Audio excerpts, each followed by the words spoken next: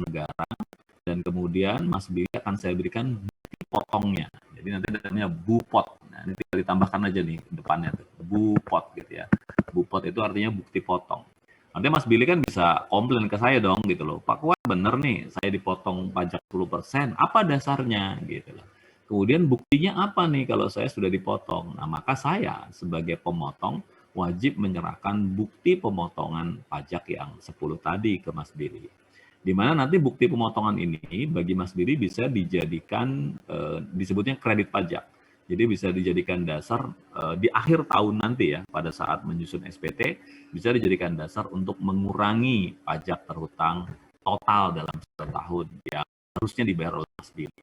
Nah, itu bagaimana dengan pemungutan? Nah, kalau pemungutan berbeda gitu ya. Jadi nilainya 100 gitu ya. Jadi saya dengan Mas Billy melakukan transaksi 100. Kalau pemungutan nilainya 10% misalkan, berarti sini pajaknya 10 gitu, maka transaksi tadi itu akan menjadi nilainya menjadi 110. Kenapa? Karena pajak yang 10% tadi itu tidak mengurangi angka 100, tapi justru menambah. Nah, kalau saya sebagai pihak yang membayar ke Mas Billy gitu ya, maka saya akan bayar 110 gitu loh. Tapi kalau Mas Billy yang harus membayar ke saya atau dengan kata lain saya yang menerima uang, maka saya nerimanya 100. Ya nerimanya sebenarnya maaf ya, saya ulangi ya supaya tidak bingung. Sebenarnya nerimanya 100 gitu. Tetapi transaksinya akan tercatat 110. Jadi utuh ya. Maaf nih saya ulangi supaya tidak takutnya kalimat saya membingungkan Anda. Jadi kalau yang sisi kanan yang pemotongan tadi Mas Billy menerima uangnya 90. Anggaplah saya yang bayar ke Mas Billy. Jadi Mas Billy nerimanya 90. Tapi kalau yang sebelah kiri, Mas Billy itu nerimanya 100. Meskipun nanti di dalam transaksi itu tercantum angka 110 gitu. Di mana di 110 tadi iya sorry Mas Dio ya. Ya, kenapa Billy? Ya, yang saya kenal namanya Billy nih. Nanti saya pakai nama-nama yang lain ya. Nah, jadi kenapa kok 110? 110 itu hanya transaksinya saja. Nanti di sana tercantum ada angka 100 dan angka 10. 100 adalah dasar pengenaan pajak, 10 itu adalah pajaknya. Nah, contoh yang sebelah kiri pemungutan ini yang biasa digunakan di PPN, pajak pertambahan nilai gitu. Meskipun sekarang tarif PPN 11% ya. Jadi kalau Anda membeli barang dikenakan PPN, nah PPN itu namanya pemungutan. Kenapa? Karena Anda bayarnya lebih besar. Jadi ada barang harganya 100, terus kata tokonya bilang ini ada pajaknya ya Pak. Saya pakai 10 dulu ya, supaya sesuai dengan angka yang saya cantumkan di sini. Pak ini ada pajak, ada barang nilainya 100, ada pajaknya 10%, Bapak bayar ke saya 110 gitu. Nah, tapi yang 10 ingat ya, 10 itu tetap nanti akan disetorkan ke kas negara dan juga disertai bukti pemungutan disebutnya. Jadi kalau yang kanan itu bupot, yang sebelah kiri buput gitu. Tetapi istilah buput itu jarang ya, jarang harusnya kan buput, tapi jarang biasanya disebut karena memang bentuk bukti pemungutannya tidak dalam bentuk yang spesifik, tetapi biasanya tertera di dalam kwitansi dan sebagainya. Nah itu bedanya secara umum aja, secara gampang ya. Jadi saya mencoba memberikan penjelasan yang sederhana gitu, bedanya pemotongan dan pemungutan. Nanti kalau lebih dalam lagi, nanti kita akan bicara tentang potput ya. Jadi, oh ya, mungkin tambahan ya. Jadi sebenarnya di dalam konteks perpajakan, itu ada istilah pajak potput. Jadi pajak yang memang dipotong atau dipungut. Nah, salah satunya adalah PPh pasal 22 ini. Jadi banyak lagi, nggak hanya pasal 22 ya, ada banyak PPh yang sifatnya itu pemotongan dan pemungutan. Itu dan kemudian kembali ke pasal 22 ya. Jadi adalah bentuk pemotongan dan pemungutan pajak yang dilakukan oleh satu pihak ya. Jadi ada satu pihak ini bisa orang, bisa badan. Tergantung nanti kita lihat. Umumnya sih badan ya. Terhadap wajib pajak. Ya, terhadap wajib pajak. Wajib pajak adalah mereka-mereka yang memang sudah memiliki kualifikasi, memenuhi persyaratan subjektif dan objektif untuk membayar, menghitung dan melaporkan pajaknya. Nah, ini yang menjadi kata kunci dari PPh pasal 22, yaitu perdagangan barang.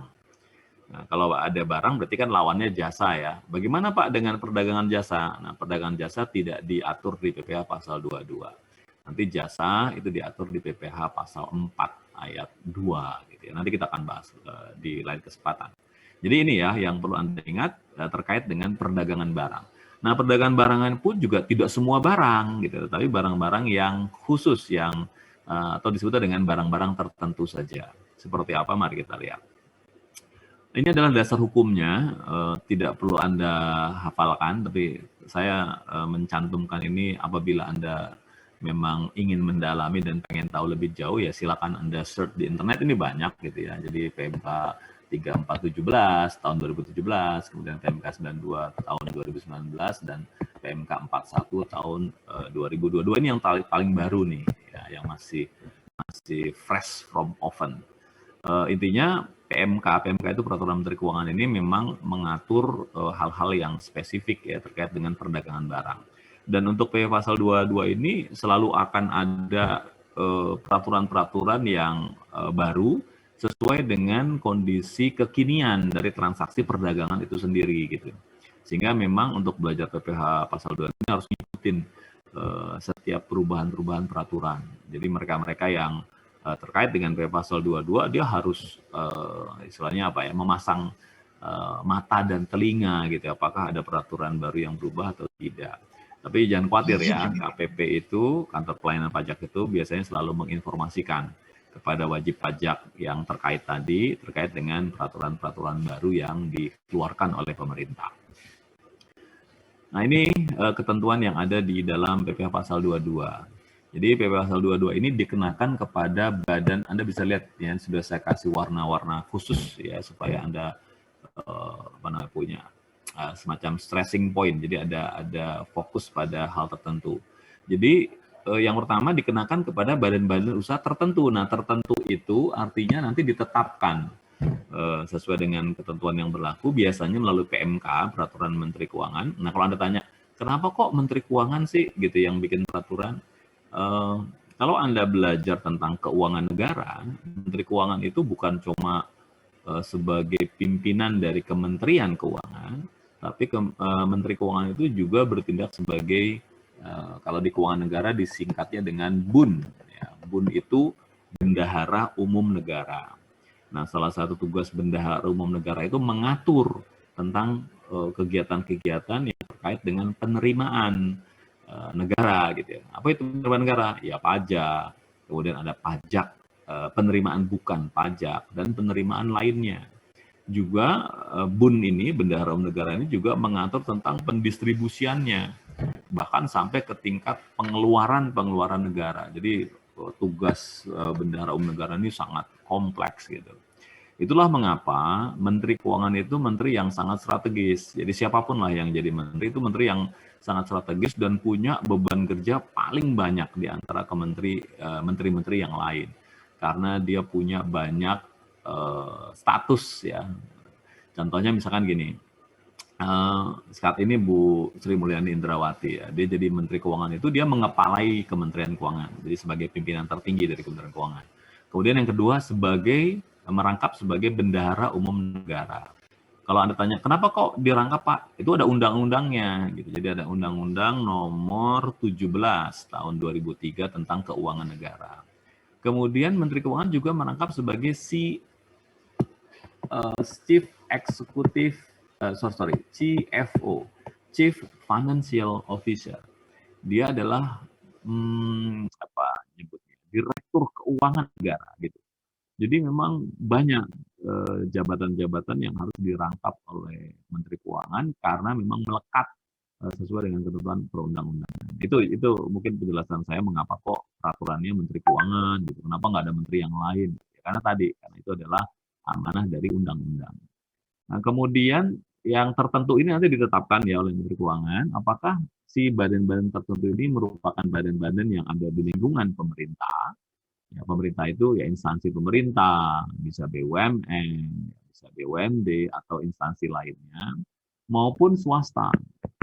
Jadi ada juga pihak-pihak swasta yang diberikan kewenangan oleh pemerintah untuk melakukan pemotongan atau pemungutan PPh pasal 22 ini. Nah, lingkup pemungutannya hanya sebatas ini, gitu ya, kegiatan perdagangan yang tadi sudah saya sebutkan di depan, plus ekspor dan impor. Karena ekspor impor ini kan biasanya di sektor perdagangan ya. Anda mengekspor barang, Anda mengimpor barang. Saya belum pernah dengar sih ada ekspor impor jasa gitu ya. Oh ada Pak, TKI atau TKW ya, tenaga kerja Indonesia, tenaga kerja wanita itu kan diekspor Pak ya. Rasanya kita nggak tega nyebutnya diekspor gitu ya. Kenapa? Karena kan dia bukan barang gitu. Masa kita mengekspor tenaga kerja gitu ya. Jadi tenaga kerja itu jasa memang, tapi kan tidak masuk dalam konteks barang. Juga, oh Pak kita mengimpor TKC, tenaga kerja dari Cina misalkan gitu ya. Ya juga kita rasanya nggak pantas ya menyebut itu sebagai barang atau perdagangan. Ya. Jadi ekspor impor itu umumnya adalah barang. Bahwa ternyata nanti ada ekspor impor jasa, entah satu ketika ya mungkin saja. Ya. Tapi PPh pasal 22 ini hanya terbatas pada barang saja.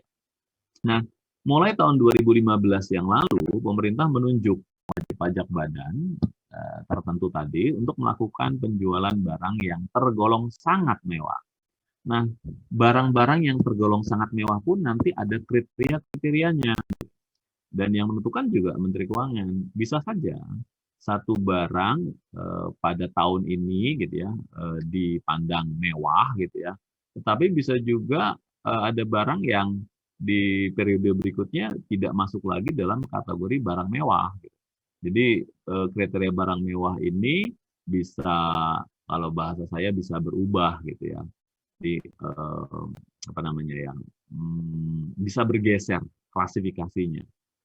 Contoh misalkan ya dulu sekali kalau Anda punya motor misalkan yang cc-nya di atas 200, 200 cuma di atas 200 ya cc, itu Anda sepeda motor tadi itu sudah masuk kategori barang mewah dulu. Kalau sekarang sudah tidak karena 200, 250 itu masih kecil. Saat ini kalau saya tidak salah ingat karena saya belum baca peraturan yang terakhir ya, apakah berubah atau tidak, yang masuk mewah itu di atas 500 cc. Ya, kalau mobil itu di atas 2000 atau 3000 cc gitu. Itu masuk kategori. Jadi mewah itu bukan karena merek ya. Misalkan Anda ngelihat oh ada merek Porsche gitu ya, ada merek Lamborghini ya kita tahu itu barang mewah.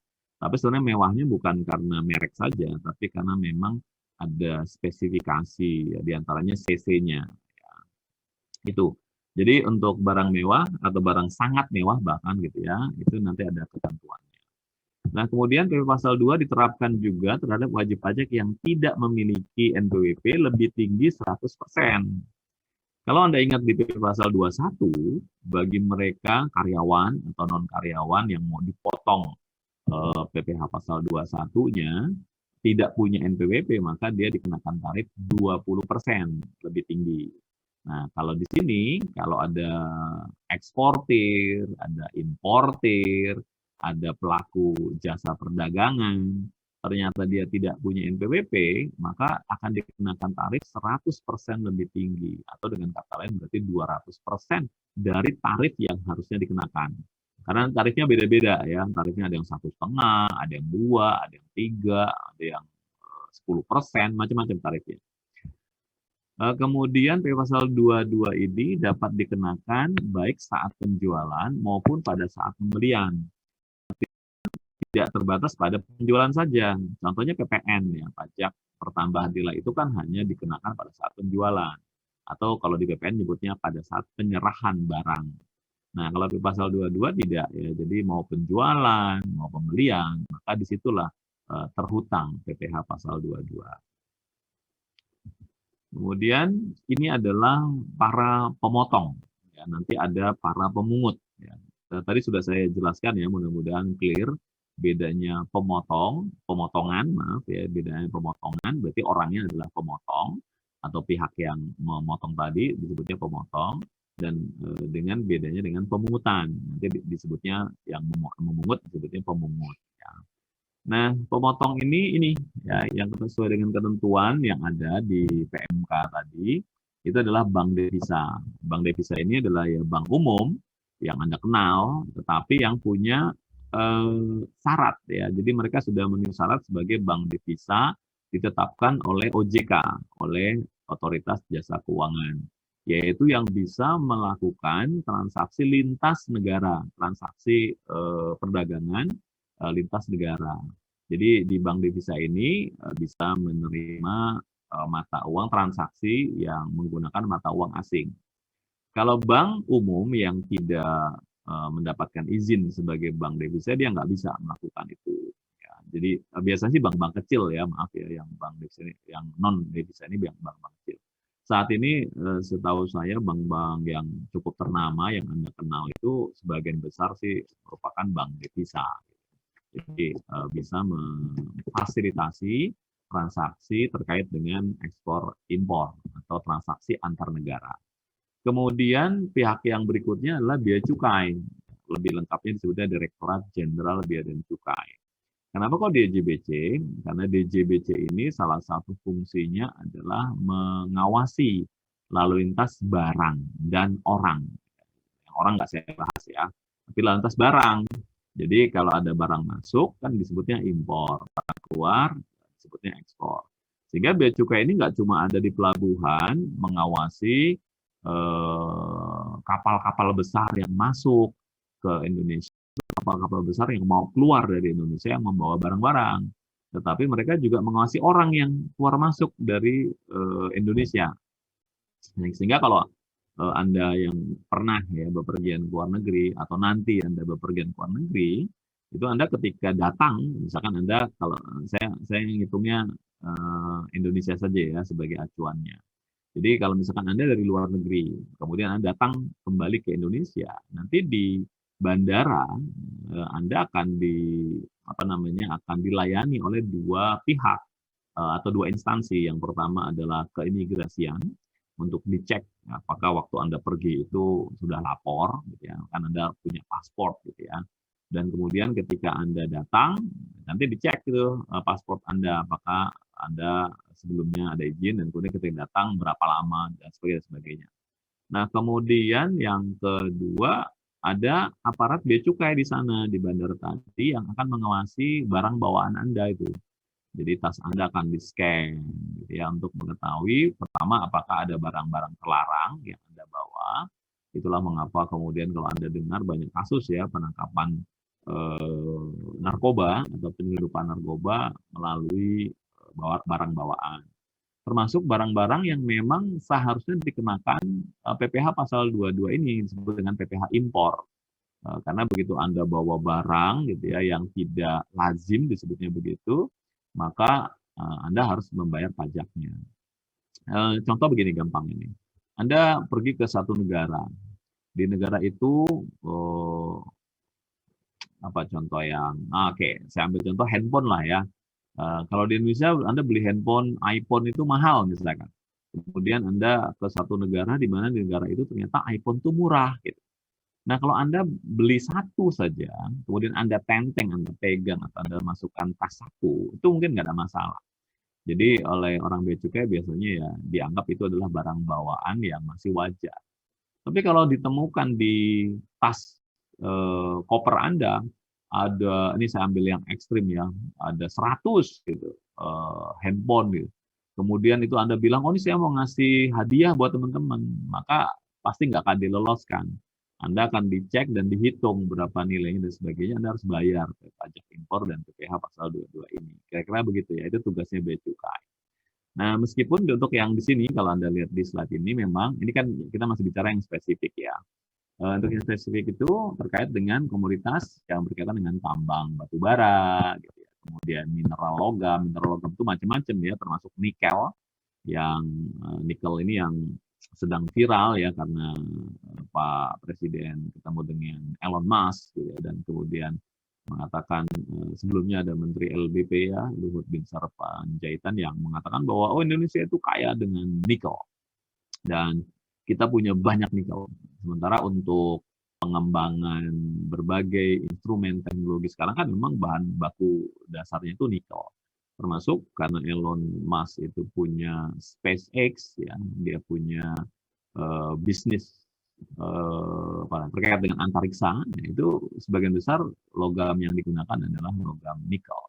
Nah, maka sedang ditawarkan. Ya nggak tahu ya tertarik apa enggak. Katanya sih tertarik. Kemudian juga mineral mineral yang bukan logam. Nah, bukan logam itu biasanya yang spesifik-spesifik yang bentuknya tidak logam. Ini kalau pengen detailnya karena saya bukan sarjana apa namanya geodesi, geologi, atau kelogaman ya. Tanya sama temennya ya yang kuliah di perlogaman itu yang bukan logam itu apa saja. Saya takut salah penyebutnya ya. Nah, kemudian yang kedua, ini yang tadi pertama ya. Yang kedua adalah bendahara. Ya, bendahara pemerintah dan kuasa pengguna anggaran. Nah, ini terkait dengan kalau ada pembayaran atas pembelian barang yang dilakukan oleh negara. Nah, nanti saya jelaskan sekaligus nih karena ini yang nomor 2, nomor 3, 4 sebenarnya ini sama. Tanpa dipisah karena memang aturannya demikian ya. Nah, ada yang ketiga ada bendahara pengeluaran. Bendahara pengeluaran ini adalah bendahara yang melakukan pembayaran atas setiap transaksi yang terkait dengan instansi pemerintah. Nah, khusus pembayaran atas pembelian barang yang dilakukan dengan mekanisme uang persediaan. Nah, mekanisme uang persediaan ini adalah mekanisme salah satu mekanisme yang dilakukan dalam pembayaran oleh instansi pemerintah. Contoh begini, Anda melakukan transaksi ya perdagangan. Anda jadi pengusaha maksud saya. Jadi Anda punya pengusaha, kemudian Anda melakukan transaksi dengan sebuah instansi pemerintah. Misalkan dengan Pemda Kota Bandung gitu ya.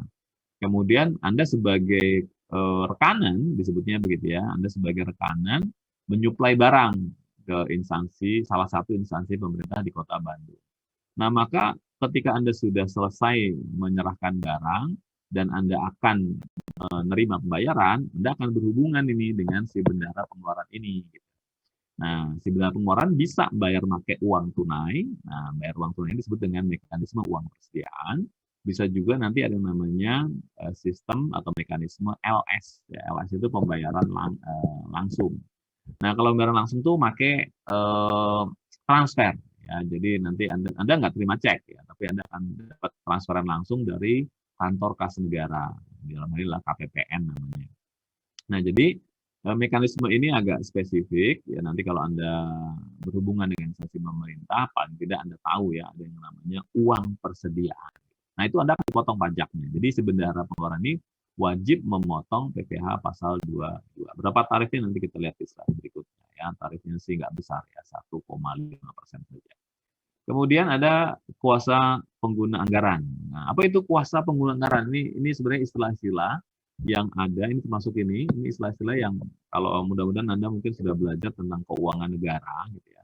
Karena Anda kan manajemen administrasi publik, berarti juga harusnya tahu tentang keuangan negara.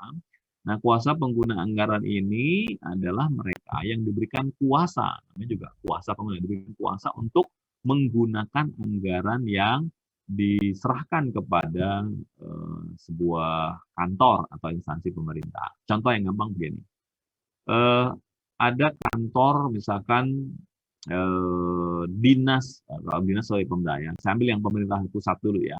Misalkan ada kantor apa namanya agraria, ya. Di kantor pertanahan ya nyebutnya, kantor pertanahan dan agraria Kota Bandung. Nah, kantor pertanahan kota agraria Kota Bandung itu dia punya anggaran. Jadi oleh negara dikasih itu anggaran untuk melaksanakan kegiatan operasionalisasi kantor tersebut. Nah, kantor tadi kan punya kepala kantor ya, ada bosnya lah ya. Nah, kepala kantor itu dia bukan cuma sebatas sebagai kepala kantor, dia juga diberikan tanggung jawab untuk menggunakan anggaran sesuai dengan ketentuan yang berlaku. Nah, atas kegiatan tadi, si kepala kantor itu disebutnya sebagai kuasa pengguna anggaran. Dialah orang yang bertanggung jawab terkait dengan anggaran yang ada di sana. Sehingga maaf kalau mereka melakukan pelanggaran, misalkan korupsi gitu ya dan sebagainya, maka si kepala kantor ini yang adalah pihak yang paling bertanggung jawab. Itu namanya kuasa pengguna anggaran. Ya, ini sedikit penjelasan saya terkait dengan KPA. Khususnya terkait dengan pembayaran pembelian barang kepada pihak ketiga nah ini yang tadi saya bilang LS yang dilakukan secara langsung. Langsung itu bukan berarti langsung gitu ya, kayak dikasih duit, enggak. Ya, mekanisme bayar langsung itu hanya istilah yang dipakai di dalam pengelolaan keuangan negara, tapi maksudnya adalah dibayarkan langsung oleh kas negara kepada pihak lain, gitu ya, istilah langsung. Kemudian ada BUMN, ini juga pihak yang diberikan kewenangan untuk melakukan pemotongan. Ini ada BUMN itu sendiri, ada badan usaha dan BUMN hasil restrukturisasi. Disebut dengan hasil restrukturisasi untuk Anda ketahui karena beberapa BUMN ada yang dilakukan restrukturisasi dengan cara dilakukan holding. Holding itu manajemennya dijadikan satu, dan itu sudah cukup banyak. Bahkan beberapa BUMN ada yang digabung, merger disebutnya. Nah, ini PPh Pasal 22 maaf, sudah mengantisipasi hal-hal tersebut. Termasuk BUMN tertentu ya. Badan usaha maaf, badan usaha milik BUMN tertentu. Maksudnya gini, badan usaha tertentu milik BUMN itu adalah badan usaha yang dibuat dan berada di bawah BUMN untuk melakukan kegiatan-kegiatan tertentu, baik berupa anak perusahaan maupun hanya berupa misalkan cabang, agen, ada namanya kalau di manajemen bisnis itu ada namanya Special Purpose Unit ya, SPU. Apapun namanya itu juga diberikan kewenangan untuk melakukan pemotongan BPH Pasal 22.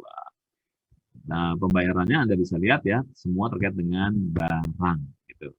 Kemudian yang terakhir adalah industri, pelaku industri dan juga pelaku ekspor yang kita sebut dengan eksportir. Nah, ini mereka adalah orang-orang yang juga berhak atau bukan berhak ya, diberikan kewenangan untuk melakukan pemotongan PPh Pasal 22, yaitu industri di bidang kehutanan, perkebunan, pertanian, peternakan, dan perikanan.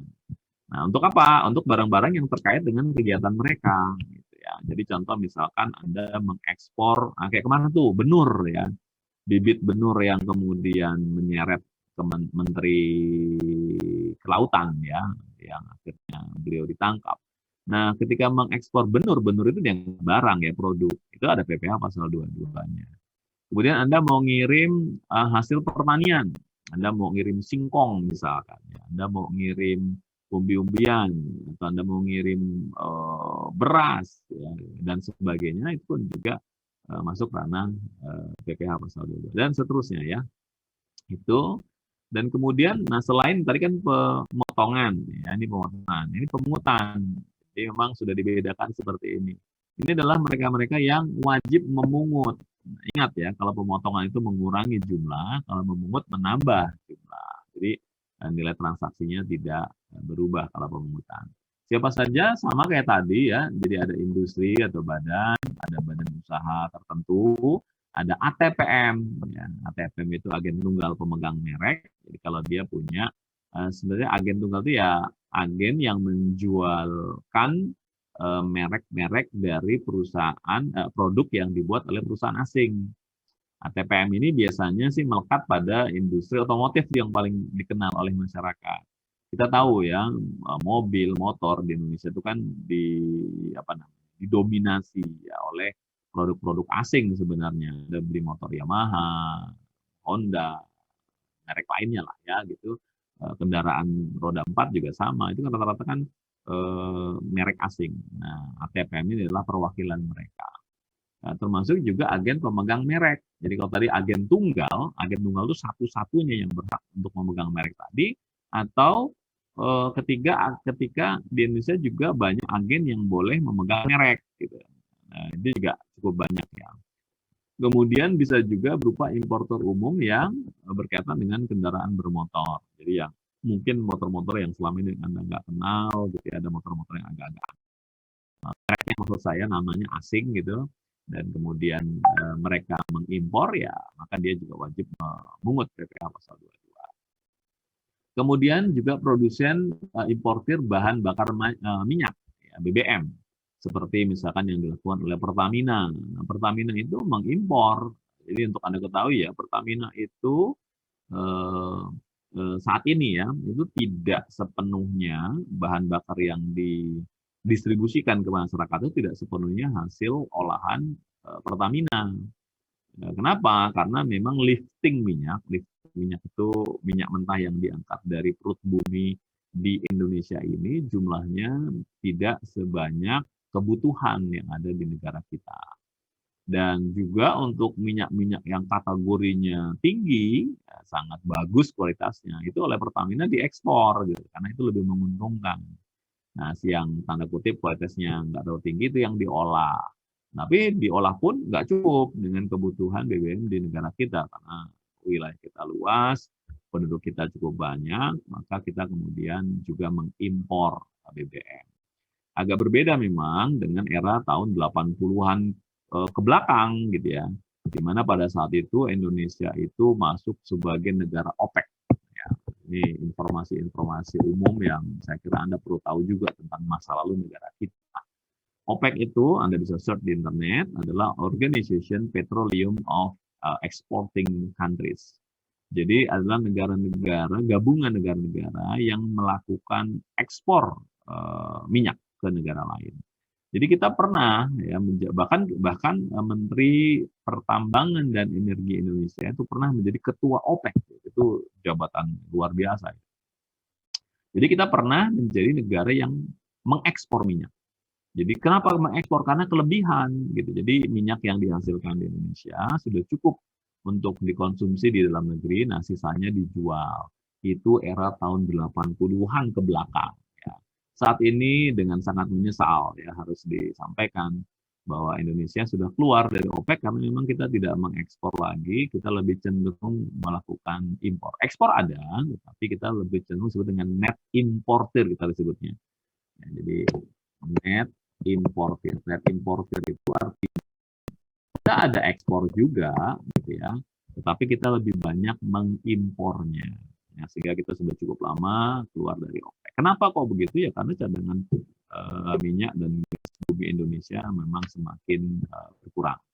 Dan tidak hanya Indonesia ya, juga di dunia. Kabarnya cadangan minyak mentah di dunia itu paling sekitar 100-200 tahun lagi. Aduh Pak, itu mah lama 1-2 tahun. Ya, bagi kita mungkin lama ya. Karena usia kita paling rata-rata 60, 70, 80 gitu. Tapi kan bagi dunia, bagi generasi berikutnya nanti 100-200 tahun yang akan datang, itu udah nggak ada lagi tuh bahan bakar fosil. Maka sejak saat ini manusia itu sudah harus mulai memikirkan bahan bakar yang lain. Salah satunya adalah energi surya, gitu ya, kemudian energi listrik dan lain-lain. Ya, termasuk bahan bakar gas dan pelumas. Ya. Kemudian ada badan usaha yang melakukan penjualan emas batangan. Anda bisa lihat. Jadi memang sangat spesifik ini untuk yang pemungutan. Jadi kalau Anda yang melakukan perdagangan emas batangan pun itu akan dikenal PPh pasal 22. Jadi kalau Anda nanti punya duit gitu ya, Anda punya uang dan Anda ingin investasi kan banyak ya pilihan investasi, salah satunya emas. Nah, kalau Anda beli emas perhiasan di toko-toko emas itu biasanya nggak kena pajak ya. Itu harusnya kena juga, tapi memang masih dibebaskan karena dia masih masuknya aksesoris ya. Tapi kalau Anda belinya emas batangan, batangan itu tidak harus yang 1 kilo ya. Jadi sepanjang dia dianggap sebagai emas batangan akan dikenakan PPh. Anda akan dikenakan PPh pasal 22 sepanjang ya transaksinya dilakukan di dalam negeri tentu saja. Dan kemudian wajib pajak badan lainnya ini yang melakukan penjualan barangnya yang tergolong sangat mewah dan apa saja tadi sudah saya ungkapkan, apa saja barang yang mewah tadi, sangat mewah tadi itu ditetapkan oleh Menteri Keuangan. Nah, ini adalah gambaran mengenai PP Pasal 22 atas impor. Ya. Jadi impor itu memasukkan barang ke dalam negeri yang dipungut oleh Bank Devisa dan Direktorat Jenderal Bea dan Cukai. Nah, Anda nggak perlu hafalin ini, ya, karena kita nggak spesifik belajar PP Pasal 22, tapi cukup Anda ketahui saja. Jadi nggak usah khawatir nanti misalkan dulu Pak ujiannya gimana ya karena ini tarif-tarifnya cukup banyak ya beragam dia tarifnya. Anda pun nanya saya nggak sekali lagi kalau bicara tarif saya juga kadang nggak hafal saya juga buka buku juga gitu. Tapi kebetulan klien saya jarang yang melakukan ekspor dan impor ya maka saya nggak perlu buka buku lagi gitu. Nah untuk barang tertentu itu ya ini Anda lihat yang kiri ya ini objek pemotongannya bisa berupa barang tertentu ada barang tertentu lainnya, ini sesuai dengan ketetapan yang ada dalam peraturan keuangan. Nah, termasuk di sini sudah spesifik, ada kedelai, gandum, terigu. Tadi apa tuh? Itu adalah produk-produk hasil pertanian. Nah, itu nilainya. Jadi pasal 22-nya Anda bisa lihat beda-beda ya. Ada yang 10% dari nilai impor. Nilai impor itu apa? Nanti ada kalau sama lah seperti kalau Anda melakukan jual beli kan ada kwitansi itu, ada faktur. Nah, nilai impor itu tercantum angka yang tercantum di dalam dokumen transaksi. Nah, biasanya disebutnya kalau untuk impor disebutnya dengan dokumen impor. Di situ tercantum berapa angkanya, maka akan dikenakan 10%. Nah, barang tertentunya apa saja, nanti Anda bisa, kalau Anda ingin lebih detail, bisa cek di PMK-nya. Ya. Karena PMK-nya itu kalau Anda download, itu banyak gitu. Atau kalau mau, nanti bisa saya kasih ya PMK-nya. Itu jadi banyak banget. Dan rasanya nggak mungkin dihafalkan ya. Kurang kerjaan untuk menghafal. Karena ada barang-barang yang sangat detail. Gitu. Nah, kemudian ada barang tertentu lainnya yang nilainya 7,5%, tarifnya maksud saya. Kemudian untuk kedelai gandum itu 0,5%. Nah, sehingga Anda bisa bayangkan ya, kalau Anda beli, Anda jadi pengusaha maksud saya. Anda mengimpor, jadi membeli kedelai, gandum, terigu dari luar negeri, itu Anda dikenakan PPH impor, PPH impor itu PPH pasal 22, ya, sebesar 0,5% dari nilai impornya. Nah, apa tuh adesi impor dengan API? API itu singkatan dari angka pengenal impor. Angka pengenal impor ini seperti identitas ya. Setiap orang yang ingin mengimpor barang itu mereka harus terdaftar dulu di Kementerian Perdagangan bahwa Anda adalah pengusaha yang memang diberikan kewenangan untuk melakukan impor barang. Nah, nama identitasnya tuh API ya, angka pengenal impor.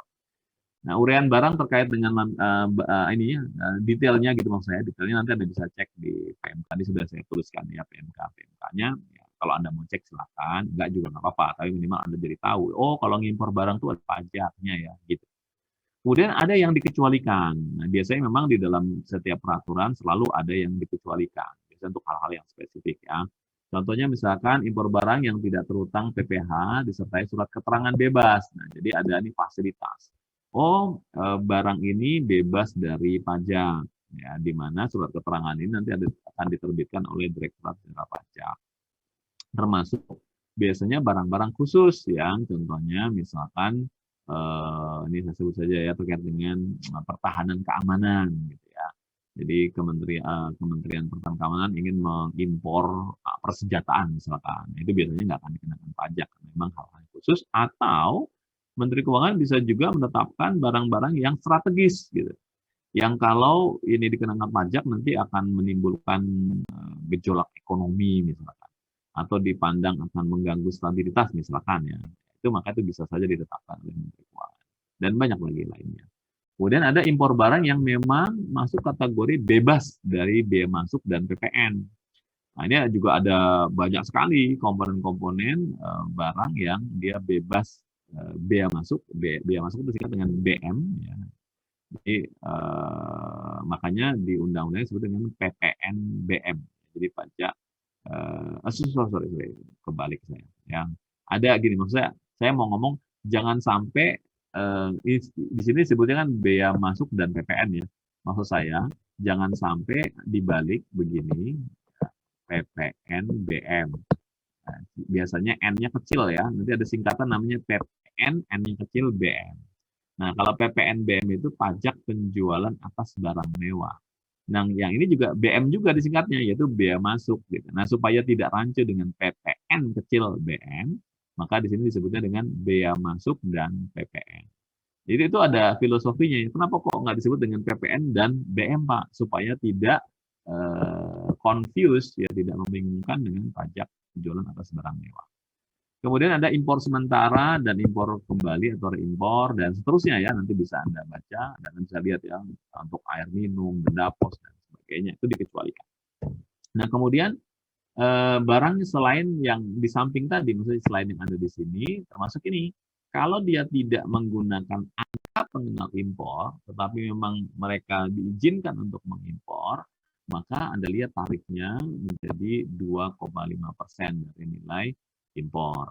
Ya, kalau yang ini ya, kalau yang punya angka pengenal impor kan 0,5 tuh, ini menjadi 2,5 gitu, jadi lebih tinggi. Terus juga kalau yang lainnya bisa saja, ini ada ketentuan juga, bisa menjadi 7,5 dan juga 7,5 di bawah ya dan seterusnya. Ini contoh sekedar untuk Anda ketahui ya. Contoh misalnya ada PT OPQ mempunyai angka pengenal impor dan melakukan impor 1.000 buah parfum. Ini bagi Anda yang misalkan pengen jualan parfum ya dengan harga CIF. CIF ini adalah singkatan yang umum di dunia ekspor impor, itu itu artinya cost, ya, singkatan dari cost, I-nya insurance, F-nya adalah freight. Ya. Jadi cost itu harga perolehan atau biaya, atau harga gitu ya disebutnya. Insurance adalah asuransi, freight itu ongkos angkut. Itu biasa dengan CIF ya. Per buah sebesar $500 Amerika. Kemudian parfum tersebut dikenai bea masuk. Nah, ini dia termasuk yang kena bea masuk sebesar Anda lihat 25%. Ya, tarifnya beda lagi ya. Anda lihat, jadi tarif itu banyak sekali. PPN di sini masih 10% karena ini masih angka yang lama. Maaf, ini slide-slide yang lalu karena PPN 11% baru dipakai tahun ini belum saya rubah ya 10%-nya. Kemudian PPN BM-nya 20%. Nah, Anda bisa bayangkan ya dari informasi ini saja bahwa ketika Anda mengimpor parfum itu banyak sekali pajak yang dikenakan. Itulah mengapa parfum yang asli itu, yang asli loh ya, bukan yang KW itu mahal gitu.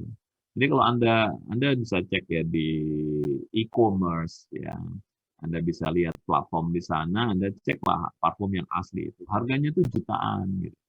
Ya, yang bagus-bagus ya, itu ada yang 2 juta, 3 juta, 10 juta, bahkan ada yang ratusan juta. Mengapa kok mahal? Karena Anda bisa lihat pajaknya aja 25 pajak bea masuk, kemudian 10% kalau sekarang 11%, ditambah dengan PPNBM, nanti tadi yang saya sebut PPNBM itu pajak penjualan barang mewah, itu 20%. Anda lihat totalnya udah berapa? 25 tambah 10 tambah 20, udah 55% sendiri.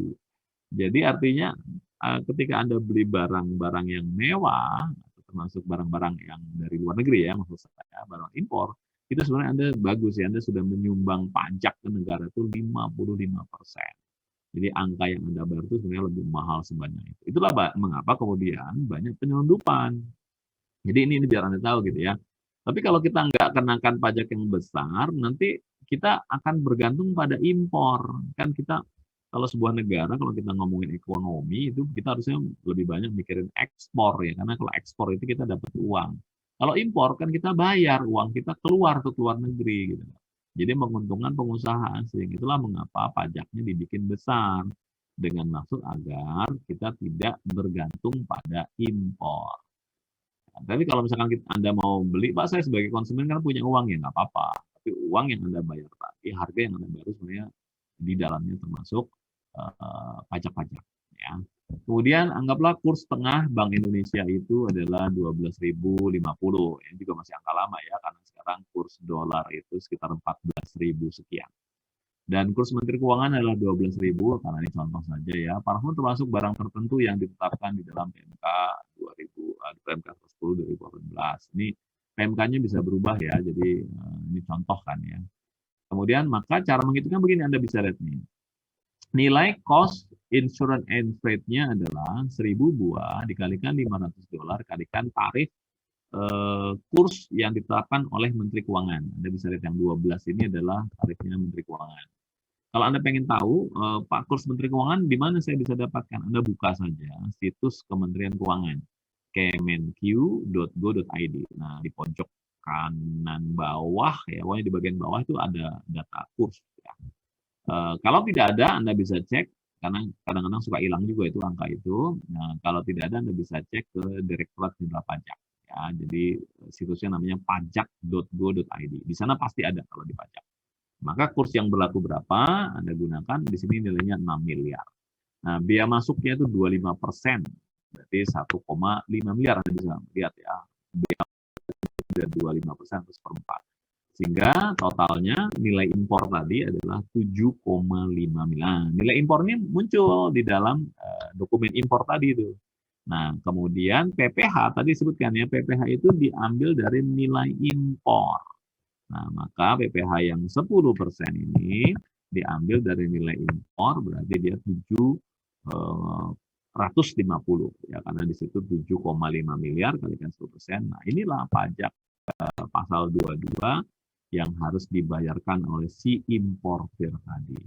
Nah, dari sini Anda mulai punya bayangan ya, bahwa oh ya jadi importer itu besar juga ya Pak pajak yang dibayar. Ya, pajak yang dibayar besar. Tapi kan kemudian produk ini dijual ke masyarakat. Nah, pada saat menjual kan pasti menghitung dong berapa pokok atau modalnya kan. Itu yang dikenakan masyarakat. Jadi ujung-ujungnya sebenarnya pajak-pajak ini yang menanggung adalah masyarakat atau konsumen. Nah, ini supaya Anda jadi mikir ya, oh kalau saya beli barang asing gitu ya, saya bayar pajak juga. Ya. Tapi kalau Anda sebagai warga negara yang baik, nggak apa-apa sih. Itu penerimaan negara juga ya. Nah, kemudian kita masuk ke ekspor sekarang. Nah, jadi tidak hanya impor ya, ekspor juga diatur. Meskipun ekspor lebih cenderung, jadi kalau Anda mengekspor itu lebih cenderung, kalaupun dikenakan pajak, pajaknya kecil. Bahkan ada banyak sekali komoditas yang dibebaskan dari pajak. Nah, kalau Anda tanya, Pak, tadi impor pajaknya gede tarifnya. Kalau ekspor kok kecil atau bahkan dinolkan?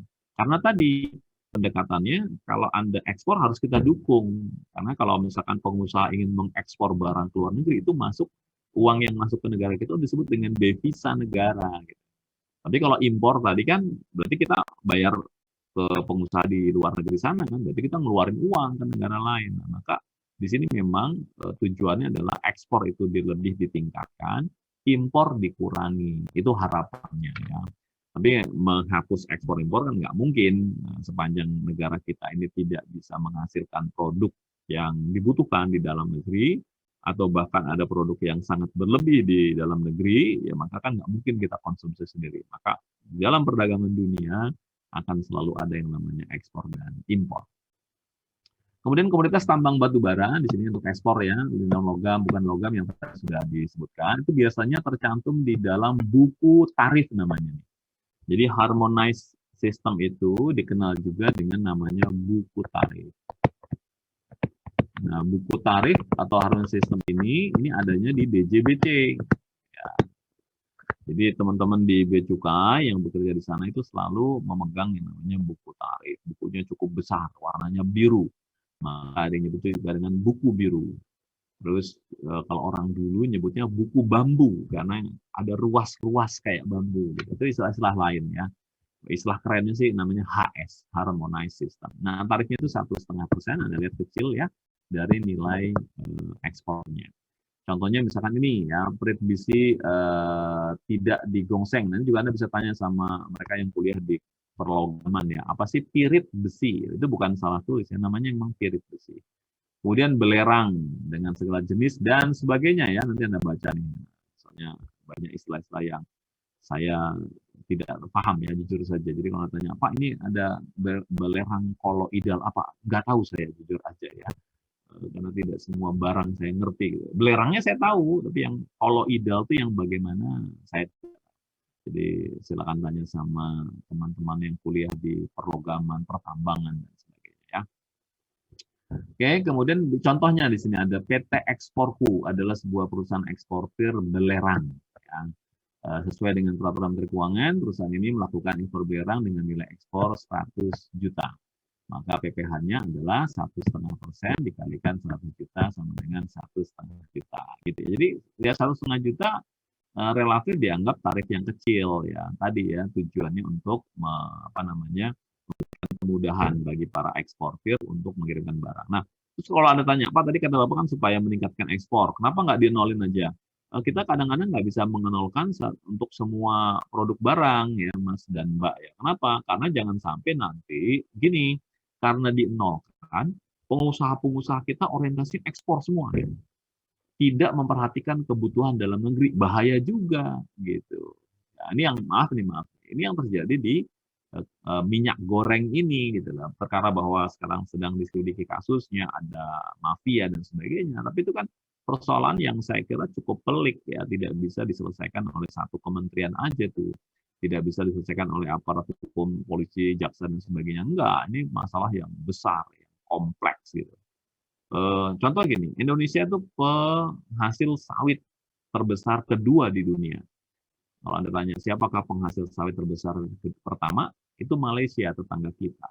Tapi menariknya, meskipun Malaysia adalah penghasil sawit terbesar, kalau Anda lihat kan Malaysia nggak besar-besar banget itu. Pulaunya kan cuma ada yang di sebelah kiri di atas Sumatera, plus yang di Kepulauan Kalimantan sebelah utara atau utara barat ya, barat laut ya, barat daya. Ya, jadi maaf, jadi nggak luas dibanding Indonesia. Tapi mereka menjadi penghasil sawit terbesar. Kenapa? Karena sebenarnya banyak pengusaha-pengusaha sawit di Malaysia itu buka lahannya di Kalimantan, di Sumatera, dan sebagainya. Itulah mereka diklaim sebagai produk buatan atau penghasil mereka, padahal namanya di Indonesia. Kalau Anda ke Kalimantan, Anda ke Sumatera ya, misalkan suatu ketika Anda naik pesawat terbang yang kecil ya, jangan yang besar. Kalau besar yang seperti pesawat-pesawat yang gede-gede itu Anda nggak kelihatan lihat bawah. Tapi kalau pesawat yang agak kecil, yang terbang rendah, Anda bisa lihat ya. Sepanjang mata memandang itu kalau Anda melakukan penerbangan di wilayah Kalimantan dengan pesawat-pesawat kecil atau di Sumatera, itu sepanjang mata memandang itu isinya sawit gitu. Dan sekarang sudah mulai berpindah ke Sulawesi, mulai berpindah ke Pulau Papua itu sawit. Karena memang sawit ini cukup menjanjikan ya. Mereka nyebutnya adalah emas hijau nyebutnya. Emas itu kan warna kuning ya. Emas hijau itu adalah hutan dan sawit. Nah, contoh begitu, maksud saya begini. Kenapa kok nggak boleh ekspor ke 0%? Jangan sampai nanti tadi, karena kita punya banyak, akhirnya kita jualin semua. Lah kalau semua bahan bakunya dijual keluar, dalam negeri nggak ada, akhirnya kita impor. Nah, tadi Anda tahu kan konsekuensinya kalau impor mahal pajaknya gitu. Nah, ini harus dijaga oleh pemerintah ya. Jadi makanya kadang-kadang untuk ekspor itu harus juga dikenakan pajaknya. Itu sebenarnya latar belakang atau konsep berpikir di dalam ekspor dan impor. Nah, kemudian berikutnya ini contoh pajak PPh pasal 22 yang dipungut oleh bendahara dan pasar pengguna anggaran. Nah, ini sudah jelas ya, sudah dibikin tabel-tabel, objeknya adalah pembayaran atas pembelian barang. Siapa yang dipungut? Tadi saya nyebut sudah ya, rekanan pemerintah. Jadi mereka-mereka yang menyediakan barang kepada pemerintah, itu istilah yang paling banyak digunakan, istilah adalah rekanan. Ya. Nah, mereka-mereka inilah yang nanti akan dipungut PPh pasal 22-nya. Kapan? Pada saat dilakukan pembayaran oleh mereka, baik menggunakan uang tadi ya, mekanisme uang persediaan maupun menggunakan mekanisme LS tadi disebutnya. Nah, kalau Anda ingin tahu apa itu uang persediaan dan LS, silakan Anda pelajari keuangan negara ya kalau pengen tahu. Kemudian tarifnya hanya 1,5%, jadi nggak besar ya dari harga pembelian. Ingat ini ada lupa saya kasih warna merah ya. Tidak termasuk PPN. Ya, jadi di luar PPN penghitungan harga pembeliannya. Kalau tadi kan nilai impor itu adalah cost ditambah cost insurance and freight ditambah dengan biaya masuk kalau tadi ya. Itu namanya nilai impor. Jadi kalau di sini berapa harga pembelian, nah itu yang dipakai. Berapa harga pembelian sebelum dikenakan PPN, itu yang dikenakan, yang dijadikan dasar pengenaan pajak dikalikan tarif 1,5%. Penyetorannya dilakukan oleh KPA pada hari yang sama dengan pelaksanaan pembayaran. Artinya seketika harus disetorkan. Maka jadi bendahara itu nggak ringan ya. Hari itu ada transaksi, maka hari itu paling lambat besok. Gitu. Nah, kan bisa aja transaksinya sore jam 5 sore. Nah, jam 5 sore bank sudah nggak beroperasi, ya, maka penyetorannya baru keesokan harinya. Meskipun sekarang ada beberapa bank yang punya ATM ATM khusus penerimaan ya, tapi itu kan nggak bisa ngeluarin bukti, ya, jadi Anda harus datang. Bahkan bank pun untuk transaksi pembayaran pajak itu ada jam-jamnya. Kalau saya tidak salah ingat itu mereka hanya melayani perpajakan itu hanya sampai jam 11 siang. Ya, jadi setelah 11 siang itu mereka nggak menerima lagi transaksi penyetoran pajak, harus keesokan harinya. Nah, bendera pengeluaran tadi paling lama 7 hari ya setelah tanggal pelaksanaan pembayaran dengan menggunakan SSP. SSP itu surat setoran pajak atas nama rekanan dan ditandatangani oleh bendahara. Pelaporannya ini kalau ini kan menyetor ya, ini penyetoran 7 hari, melapornya boleh paling lama 14 hari. Semakin cepat semakin baik gitu. Nah, SSP ini, surat-surat pajak ini adalah bukti pemungutan ya, buput gitu ya, meskipun buput jarang dipakai, kalau bupot sering ya, tapi ini adalah bukti pemungutannya, di mana bukti pemungutan ini bersifat tidak final. Apa itu final dan tidak final ya, bukan apa, kalau final berarti udah mau menang tuh Pak, bukan itu ya.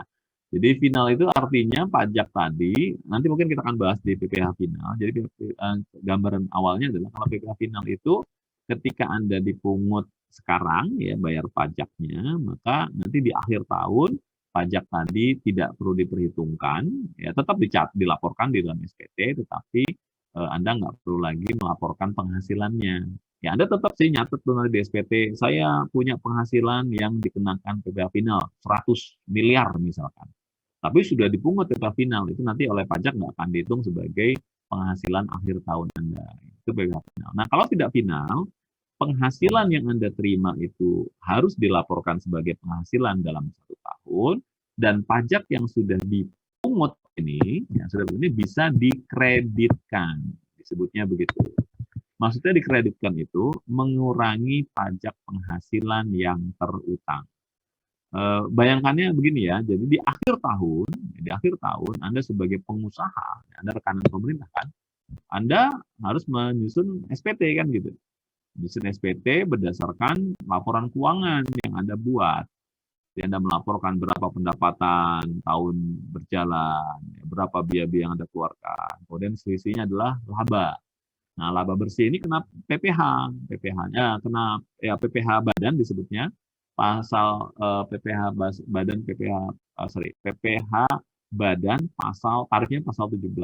Di sana untuk PPh badan itu tarifnya 22%. Ini udah turun ya. Karena sebelumnya itu 23, pernah 25, ya pernah 30. Untuk saat ini di angka 22%. Sebenarnya ada keinginan mau diturunkan sampai 20, tapi di undang-undang yang terakhir tuh ditetapkan di angka 22. Jadi nggak jadi turun jadi 20 ya. Jadi berapa laba bersih Anda itu dikenakan PPh badan 22%. Nah, berapapun nilai yang Anda hasilkan tadi itu bisa dikurangkan dari pajak yang sudah pernah dipotong.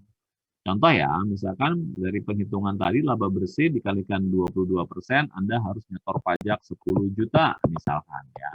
Anda sudah pernah dipotong oleh pihak lain yang tidak final sifatnya sebesar 2 juta. Nah, maka pajak yang terutang Anda menjadi hanya 8 juta saja. Nah, itu istilah final dan tidak final. Ya, nanti kalau Anda masih agak bingung, nanti kita bahas di PPh final ya. Nah, kemudian berikutnya kita masuk ke PPh yang dipungut oleh BUMN. Ya. Biasanya ini objeknya ini terkait dengan pembayaran atas pembelian barang atau bahan-bahan untuk keperluan kegiatan usahanya si BUMN tadi. Nggak boleh untuk yang non kegiatan usaha. Siapa yang dipungut adalah rekanan, sama kayak tadi ya. Kalau tadi kan pemerintah, instansi pemerintah. Nah, sekarang kita mikirnya sekarang ada di BUMN. Anda sedang bekerja di BUMN. Anda jadi bendaharanya BUMN gitu ya, atau kasir atau bagian keuangan lah, karena di BUMN itu mereka nggak nyebut bendahara, nyebutnya bagian keuangan, ada bagian pembayaran. Misalkan. Nah, kemudian ada rekanan, nah, dia sudah bekerja dan dia nagih. Nah, ketika dia nagih pembayaran tadi, mereka akan dikenakan sama nih, ini sama tidak berbeda nih kalau Anda lihat. Ya, jadi pembayaran yang dilakukan oleh instansi pemerintah maupun BUMN itu tarifnya sama, 1,5% dari harga pembelian tidak termasuk PPN. Nah, penyetorannya aja yang beda ya. Di sini penyetorannya yang paling lama adalah 10 bulan. Ya, berikutnya, pada tanggal 10 pada bulan berikutnya. Kalau tadi kan bisa sampai 14 hari ya, atau tanggal 14 berikutnya. Nah, kemudian pelaporannya itu boleh sampai 20 hari, ya cuma beda-beda di sini saja. Tapi biasanya saya menyarankan jangan pas di sini tanggal 10 bulan berikutnya, jangan pas tanggal 10 lah. Kalau bisa lebih cepat. Karena kalau Anda sebagai juru bayar, ya, kemudian lalai, itu Anda akan dikenakan sanksi oleh negara gitu. Maka para bendahara ini harus tertib ya. Jadi sekali lagi saya kalau mengajar diklat bendahara itu mengingatkan ke mereka jangan ditunda pekerjaan baik menyetorkan maupun melaporkan. Bisa hari ini lakukan hari ini, bisa besok lakukan besok, gitu ya. Jadi jangan nunggu deadline. Untuk bukti pungutnya ini banyak nih, ada 3 lembar, ada 3 penyebutnya, kopi gitu ya. Nah, jadi ada yang lembar pertama untuk WP-nya, ada lembar kedua untuk pelaporan SPT masa bulanan. SPT masa ini artinya SPT yang dilaporkan tiap bulan. Kemudian ada arsip bagi si pemungut. Nah, sama nih sifatnya juga tidak final ya. Ada catatan. Nah, ini nggak boleh pecah-pecah nih karena ini biasa di apa ya? Ini gray area yang suka dimanfaatkan ya oleh pihak-pihak tertentu. Tidak dipungut dalam hal pembayaran yang jumlahnya paling banyak 10 juta, ini ketentuan. Jadi kalau transaksinya tidak sampai 10 juta atau maksimum 10 juta itu tidak dipungut PPh pasal 22, tetapi tadi tidak merupakan pembayaran yang terpecah-pecah. Nah, kadang-kadang maaf ya, di dalam praktek suka ada yang nakal, bendaharanya nakal, rekanannya nakal. Nagihnya berapa nih transaksinya 50 juta? Ya itulah Pak, supaya nggak kena PPh pasal 22, saya tagihnya 5 kali ya Pak. Gitu kan paling banyak 10 kan. Jadi sekarang nagih, gitu. Kemudian nanti berapa hari ngajukan kwitansi, berapa hari ngajukan kwitansi. Nah, itu yang tidak boleh. Kalau diaudit nanti oleh aparat pengawasan, si bendaharanya ini kena. Ya, jadi kena sanksi juga. Si rekanan yang nanti akan dipotong. Jadi, oh mohon maaf ya Pak, ini ternyata ini Anda memecah-mecah.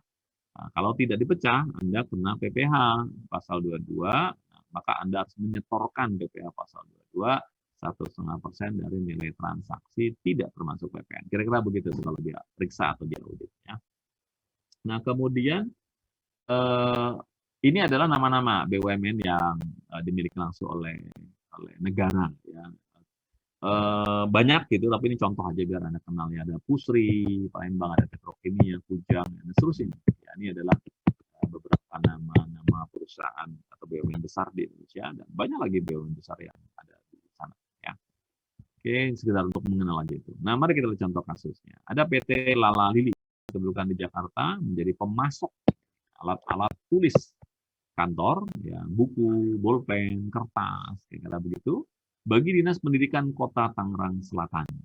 Pada 2 November 2019, PT Lala Lili melakukan penyerahan barangan. Kata-kata penyerahan barang inilah yang menjadi objek PPh pasal 22.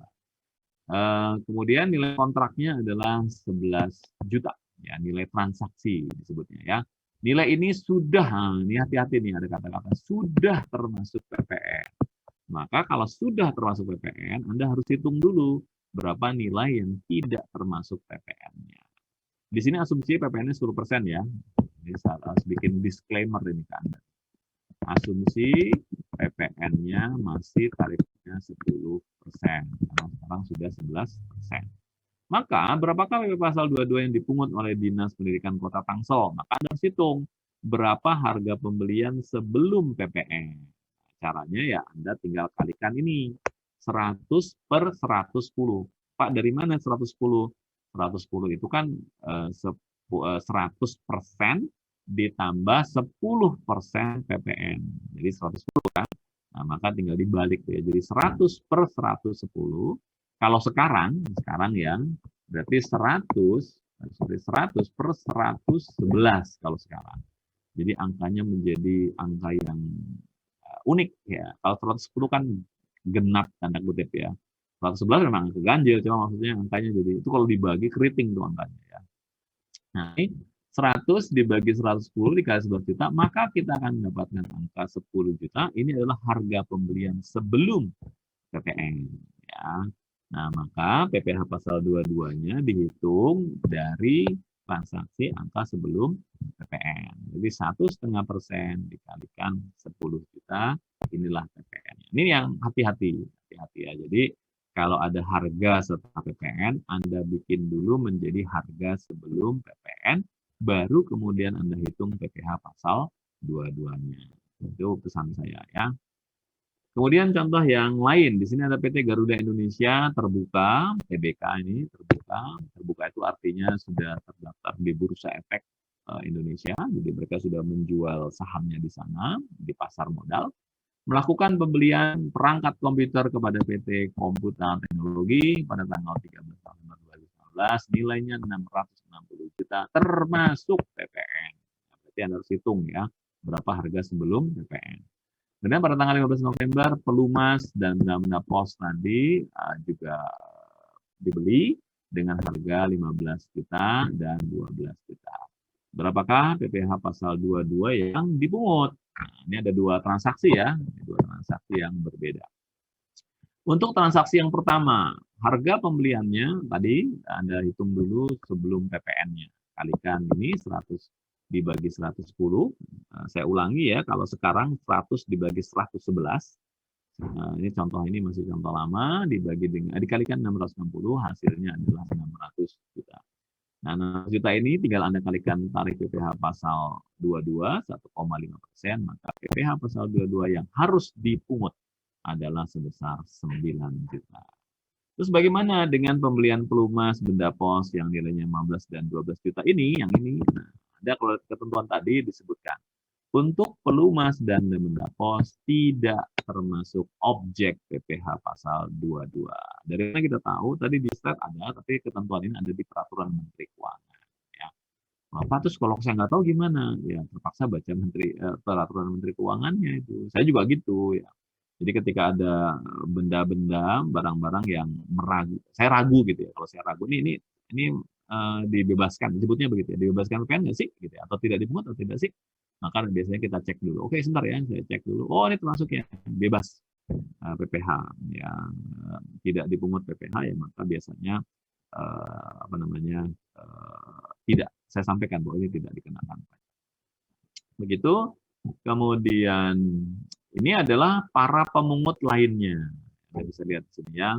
Ini ada pemungut, di sini ada wajib pajak yang dipungut, dan kemudian ini ada objek pungutannya. Nanti bisa Anda baca ya. Ini kalau saya jelaskan satu-satu juga pasti akan lama sekali ya. Jadi contohnya di sini ya, jenis pajak untuk semen, kertas, baja, otomotif, farmasi, BBM, bahan bakar minyak, BBG, bahan bakar gas, juga pelumas. Kemudian hasil hutan, kebun, hasil pertanian, hasil peternakan, hasil perikanan. Kemudian juga yang terkait dengan mineral ya, dan batu bara. Minerba itu singkatan mineral dan batu bara yang memiliki pemegang IUP. IUP itu apa? Izin usaha pertambangan. Nah, pemungutnya adalah ini. Ya, ini pemungutnya. Nanti Anda bisa cek di para pemungutnya. Ini pihak-pihak yang dipungut, ada distributor, pembeli, ya. Kemudian penjual bahan-bahan berupa hasil dan seterusnya, badan usaha dan sebagainya. Kemudian objeknya ini, ya, nanti silakan Anda baca. Ini untuk wawasan Anda saja, supaya Anda tahu bahwa memang PPh pasal 22 itu cukup luas cakupannya karena menyangkut seluruh perdagangan. Ya, ini juga ya tambahannya untuk yang saat terhutang ini lanjutan tabel tadi. Ini saat terhutangnya kapan? Saat penjualan, saat penerbitan, saat pembelian. Kapan disetorkan? Di sini ada tanggal 10. Kemudian di sini juga tanggal 10 bulan berikutnya, di sini tanggal 10 bulan berikutnya. Untuk laporan paling lama di tanggal 20, tanggal 20 dan seterusnya. Ya. Itu kemudian ini adalah ini yang khusus ya. Jadi tarifnya sekarang. Jadi untuk semen, kertas, baja, otomotif, farmasi, Anda bisa lihat nih tarifnya beda-beda yang tadi saya bilang. Jadi memang saya pun tidak menghafal semuanya ya. Anda juga saya bebaskan dari menghafal gitu ya, karena memang tarifnya beragam. Kertas misalkan 0,1%, semua jenis semen 0,25%, baja 3%, 0,3%. Semua jenis obat 0,3%. Kemudian otomotif 0,45%. Jadi tarifnya memang ragam. Dan yang perlu Anda ingat ini ya, DPPPN. PPN itu maksudnya adalah dasar pengenaan pajak PPN atau dengan kata lain adalah harga sebelum PPN. Ini maknanya ya, kalau Anda ingat baik-baik. Jadi DPPPN itu artinya adalah harga kayak tadi tuh. Kalau harga sudah termasuk PPN, maka Anda keluarkan PPN-nya dengan cara mengalihkan 100 dibagi 110 atau 111, maka itulah yang disebut dengan DPP PPN, dasar pengenaan pajak atas PPN. Itu kemudian untuk BBM, BBG, macam-macam ini ya. Nah, ini juga tarifnya Anda bisa lihat, ya. Nah, ada yang 0,25 dan ada yang 0,3. Nah, dihitung dari nilai penjualan. Ya, berapa harga jual. Kemudian transaksi penjualan maksud saya. Kemudian untuk perkebunan, kehutanan dan sebagainya dia 0,25 tidak termasuk PPN. Kemudian untuk minerba 1,5 juga tidak termasuk PPN. Ya. Ya, mohon maaf kalau Anda tambah pusing. Ya, Pak banyak sekali. Iya betul. Di awal tadi sudah saya sampaikan kan ya PPh pasal 22 itu memang tanda kutip rumit ya. Jadi saya kalau udah ngajar Profesor Nurdin biasanya juga yang nggak usah Anda lah, peserta brevet aja udah, aduh banyak ya Pak, iya. Ini dihafalin Pak, ya terpaksa dihafalin kalau Anda mau ujian brevet ya, atau Anda mau ujian sertifikasi itu terpaksa dihafalkan. Tapi kalau untuk ujian-ujian kampus nggak perlu lah ya. Nah, kalau perlu nanti disebutkan tarifnya sekian. Gitu. Itu dan seterusnya ya, ini ada contoh-contohnya, nanti Anda bisa baca contoh-contoh yang sudah ada. Penghitungannya sama, kenapa saya bukan nggak mau jelasin, jadi cara menghitungnya sama kok kayak tadi ya. Tinggal tarif-tarifnya doang kok, gitu yang perlu Anda cek. Gitu. Tapi cara menghitungnya kan tadi dari nilai sebelum PPN, gitu ya. Nanti Anda bisa, ini sama semua contoh-contoh ini mirip dengan yang sudah dibahas sebelumnya. Nah, kemudian ini emas sekarang. Nah, ini bagian tertarik sama emas ya. Tapi bukan emas Jawa ya. Bukan emas Bili misalnya. Objek tarifnya atas penjualan emas batangan oleh badan usaha yang dilakukan penjualan dikenakan PPh pasal 22 sebesar 0,45% bersifat tidak final. Jadi kalau Anda beli emas di Antam misalkan ya, itu Anda kena pajak. Gitu. Nah, kena pajak 0,5 kalikan berapa harga beli. Kalau bagi Anda kan membeli tuh. Harga belinya berapa? Kalikan 0,4. Tapi jangan khawatir ya, pajak yang sudah Anda bayarkan atau dipotong oleh si mereka itu, dipungut oleh mereka itu bersifat tidak final. Jadi nanti bisa Anda klaim mengurangi pajak terhutang akhir tahun. Pemungutnya tadi sudah jelas ya, BUMN, misalkan PT Antam, karena yang menjual emas itu juga hanya Antam, yang terkenal memang Antam, dan mereka mengeluarkan sertifikasi, ya, sertifikat emas, bahwa emas ini adalah emas murni. Murni itu tidak 100% ya, murni itu di angka 99,9999 panjang 9%. Jadi tidak 100. Kenapa? Karena kalau emas 100% itu tidak padat, ya, dia lembek gitu. Jadi dia tidak bisa mengeras ya. Nah, maka dia ditambahkan, saya lupa namanya bahannya, kan dicek di internet ya, bahan apa yang membuat emas jadi keras gitu. Yaitu ini 0,0001% inilah yang bisa membuat emas itu seperti kayak besi gitu, keras gitu ya. Kemudian saat terhutang dan pemungutannya di sini